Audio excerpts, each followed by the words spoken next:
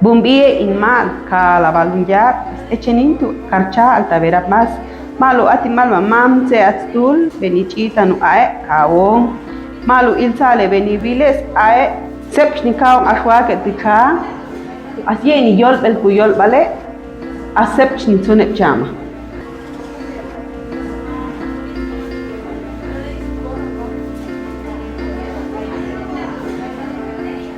Ojalchit pan la ukulashti pichulachil echaval betvalse. La chidukulashti asahili. Tanalchit pan la isahiashmah atzak.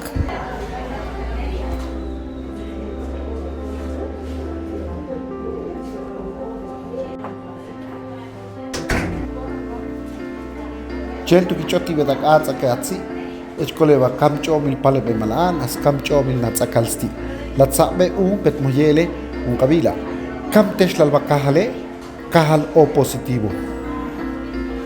Tekuhe huwag ang maliwa kanya kaluman ilsal ni palip yung aswake titung tita tutak palip tanya el chaman ni kulbele tubiyol bale as chahpun ni pamete ubaya el chaman ni tulwete akan wayelung ilsal ni wala palipeli asyelung aswake la katucha tekuhe huwag ang maliwa tuk iloch balu ilo ni suti ni puticha hile tukul palip yol bale tucabay lishim tikula yung aswake tuchit biyol bale titak palip.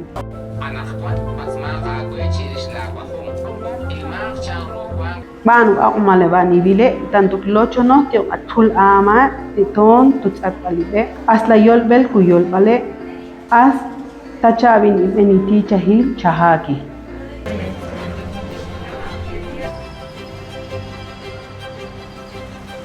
nun sabala onu ako maleba utule bal muntename